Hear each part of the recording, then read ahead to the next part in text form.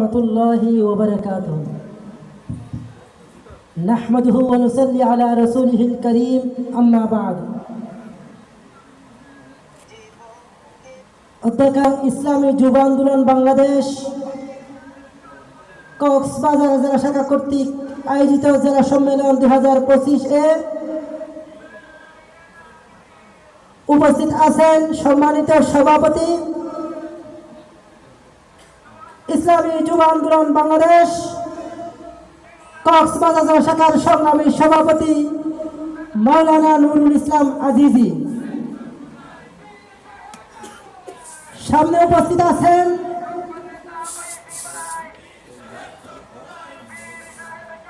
ভবিষ্যৎ বাংলাদেশ গড়ার কারিগর সম্মানিত সহযোদ্ধা যুব ভাইরা। মঞ্চে উপস্থিত আছেন প্রধান অতিথি, বিশেষ অতিথিবৃন্দ। সবাইকে ইসলামী যুব আন্দোলন বাংলাদেশ কক্সবাজার জেলা শাখার পক্ষ থেকে জানাই আন্তরিক অভিনন্দন এবং সংগ্রামী শুভেচ্ছা। সংগ্রামী সাথী বন্ধুগণ, আপনারা জানেন 5 আগস্টের পূর্বে বিগত প্রায় 16 বছর আমরা ফ্যাসিস্ট হাসিনা কর্তৃক নির্যাতিত হয়েছি।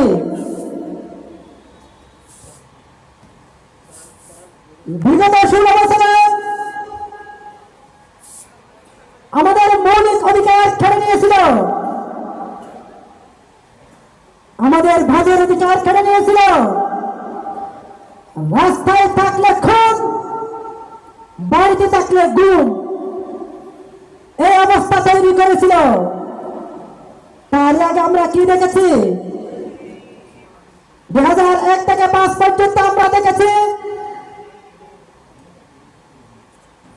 তাম বিশ্বে বাংলাদেশকে দুর্নীতিতে 5 বার চ্যাম্পিয়ন করার এরকম নিউজ আমরা দেখেছি। তার আগে আমরা দেখেছি আমাদের অধিকার খরণ করে বারবার তারা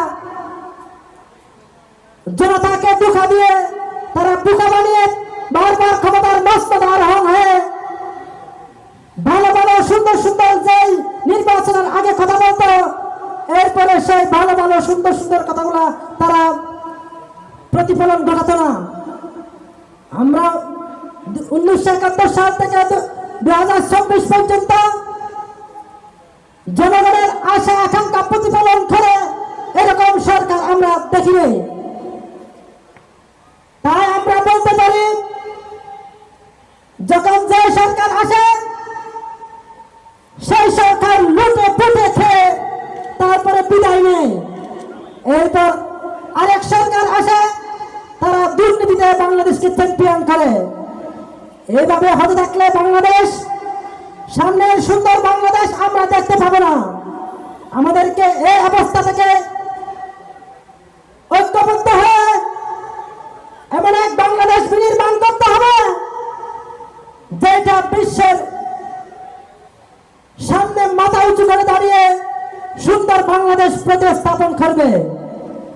সম্মানিত উপস্থিতি, 1971 সাল থেকে 2024 পর্যন্ত আমরা শান্তি চেয়েছি, কিন্তু শান্তি পাইনি। কারণ বারবার নেতার পরিবর্তন হয়েছে, কিন্তু নীতি আদর্শের পরিবর্তন হয়নি। যদি আমরা শান্তি চাই, যদি আমরা মুক্তি চাই, যদি আমরা মৌলিক অধিকার প্রতিষ্ঠা করতে চাই, তাহলে নীতি আদর্শের পরিবর্তন হতেই হবে। যদি আমরা নীতি আদর্শের পরিবর্তন করতে চাই, তাহলে শুধু নেতার পরিবর্তনের মাধ্যমে আসবে না, নীতি আদর্শের পরিবর্তন করতেই হবে। এই জন্য ইসলামী আন্দোলন বাংলাদেশ, তাহার সহযোগী সংগঠন শুধু নেতা নয়, নীতি পরিবর্তন চাই, পীর সাহেব চর্ম নয়, এই প্রতিপাদ্যকে সামনে রেখে আমরা পুরো বাংলাদেশে কাজ করে যাচ্ছি। সম্মানিত উপস্থিতি, যদি আমরা নীতি আদর্শের পরিবর্তন চাই, কোন নীতি আমরা গ্রহণ করব সেটা আমরা যদি পূর্বের ইতিহাস থেকে আমরা শিক্ষা গ্রহণ করি, তাহলে আমরা দেখতে পাই ইসলামই হচ্ছে সর্বশ্রেষ্ঠ নীতি, ইসলামই হচ্ছে সর্বশ্রেষ্ঠ আদর্শ। কারণ যদি আমরা ইসলামের নীতি অবলম্বন করি, ইসলামী আদর্শকে ধারণ করি, তাহলে এখানে মুসলিম অমুসলিম, কৃষক শ্রমিক, ধনী গরিব সবাই তাদের অধিকার রক্ষা করবে এ আশা ব্যক্ত রাখি। সম্মানিত উপস্থিতি, সেই ইসলামকে ক্ষমতা নিয়ে যাওয়ার জন্য একমাত্র কাজ করে যাচ্ছে ইসলামী আন্দোলন বাংলাদেশ। আজ ইসলামী আন্দোলন বাংলাদেশের অঙ্গ সংগঠন ইসলামী যুব আন্দোলন বাংলাদেশ, যদি আমরা এই যুব আন্দোলনকে, এই যুব শক্তিকে যদি ঐক্যবদ্ধ করতে পারি, তাহলে অদূর ভবিষ্যতে বাংলাদেশ হবে ইসলামী রাষ্ট্র ইনশাআল্লাহ। যদি আমরা যুব শক্তিকে ঐক্যবদ্ধ করতে পারি, তাহলে সামনের বাংলাদেশ ইসলামী রাষ্ট্রে পরিণত হবে এই আশাবাদ ব্যক্ত করে আমি আমার বক্তব্য এখানে শেষ করছি। ওয়া মা আলাইনা ইল্লাল বালাগ। আসসালামু আলাইকুম ওয়া রাহমাতুল্লাহ।